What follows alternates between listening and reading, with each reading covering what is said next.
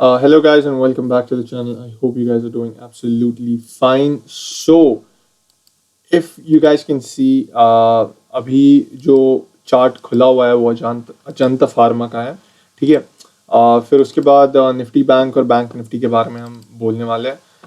सबसे पहले actually analyse करते समराइज करते कि कैसे वीक गया एंड एग्जैक्टली जो प्लान था उसके अकॉर्डिंग ही जा रहा है बैंक निफ्टी।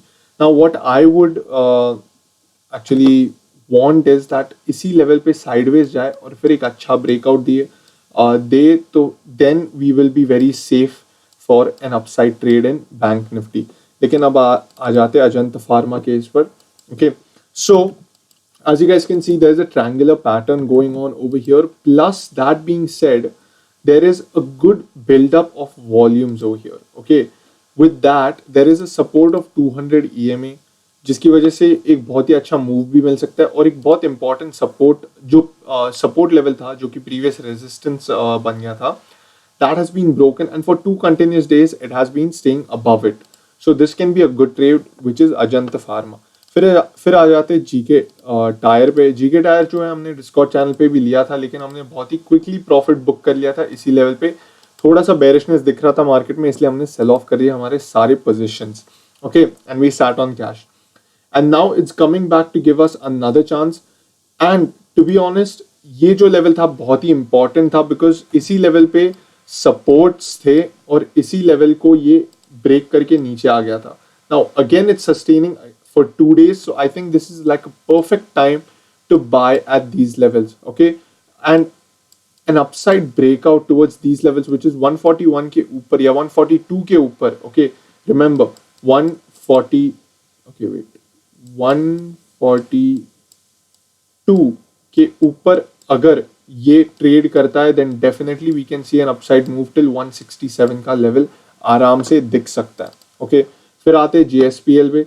JSPL पे वापस इधर भी एक अच्छा सा ट्रायंगुलर पैटर्न बोल सकते हैं शॉर्ट टर्म पे, but the only concern is कि इधर बहुत सारे लॉन्ग विक्स रिजेक्शन आ चुके हैं इधर, लेकिन this is also forming another down trend over here.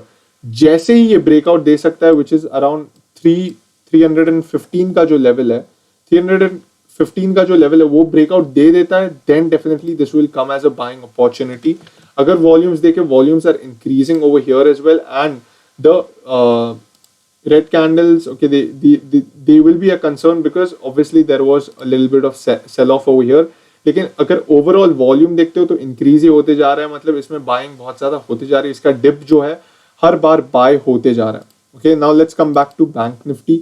Okay, so bank Nifty में सेम हमारा प्लान है, वही फॉलो करेंगे, बस कि थोड़ा सा एडजस्ट करना पड़ेगा। ये जो लाइन है जो कि मेन रेजिस्टेंस, अब ये बन गया।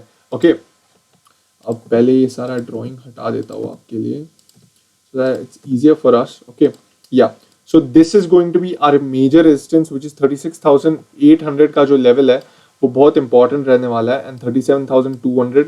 देखो, जब नीचे आता है ना तब बहुत तेजी से नीचे आता है, लेकिन ऊपर जाने के लिए हर एक लेवल को तोड़ना पड़ता है, and then it has to make a higher high and higher low and keep on respecting those support and resistance, and then we can start being bullish. अभी जो प्लान है उसके अकॉर्डिंग ही जा रहा है, लेकिन the plan will be completely executed जब इधर वापस एक सेटअप मिलेगा और इसी लेवल पे साइडवेज जाएगा market. That is when we will be very much confirm कि इस लेवल पे साइडवेज जाके we can see an upward breakout by the end of this year, आराम से मिल जाएगा। लेकिन एक मिनट, बट इफ वी, ये तो हट गया। Okay, yup, no problem with that. लेकिन अगर ये लेवल जो है 35,600 का ब्रेक हो जाता है, देन वी कैन सी 37,200 का एक लेवल इंपॉर्टेंट रह सकता है।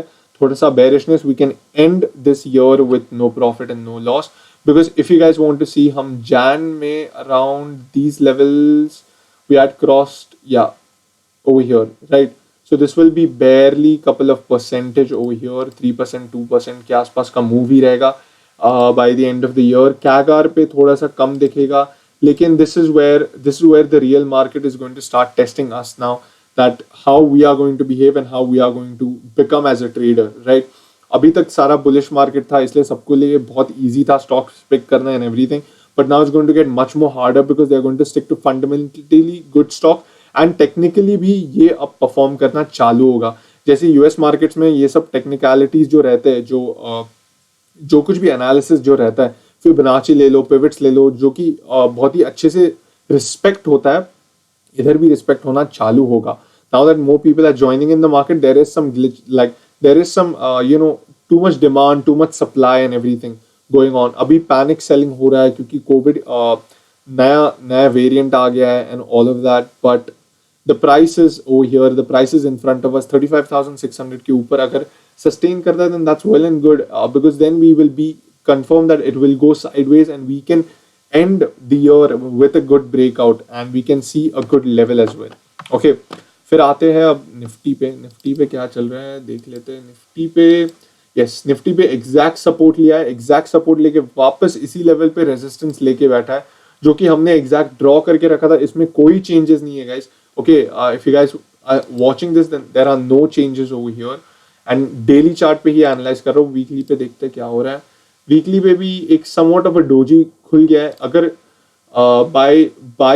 by the end of this week we at least close at the green or something, then there will be a good confirmation कि हम वापस 18,000 के आसपास क्लोज कर सकते हैं या फिर 17,600 का एक अच्छा सा टारगेट भी मिल सकता है, but the main resistance will be 17,600 only. Okay, over here. लेकिन what I would prefer is that it goes sideways for a few days and then gives a good breakout. अगर W पैटर्न भी बनता है और breakout देता है then that will be the best case scenario, क्योंकि एक बहुत ही अच्छा 500 मूव का पॉइंट मिल सकता है अगर एक पैटर्न के साथ ब्रेकआउट देता है तो. लेकिन अगर नहीं होता है then no problem, we will wait for a signal and again I'm saying that अगर वापस 16,700 टेस्ट करने को आ रहा है then आने दो, लेकिन क्लोजिंग इसके ऊपर होनी चाहिए. अगर इसके नीचे थोड़ी सी भी क्लोजिंग हो गई then we can expect a little bit bearishness till these levels, which is 16,300 का एक लेवल है, वो भी मेजर सपोर्ट बन सकता है. Okay guys, so I hope you guys enjoyed this video and I hope this was much more informative. थोड़ा सा जल्दी करना पड़ा because I have traveled like 12 hours or something and then I'm making a video and all of that, but I'm pretty sure that you guys must have thoroughly understood which all stocks we have picked and how we have analyzed the whole bank nifty and nifty charts as well. Okay, thank you so much and have a great profitable week ahead, and yeah, that's it for this week. Till then, see you next week.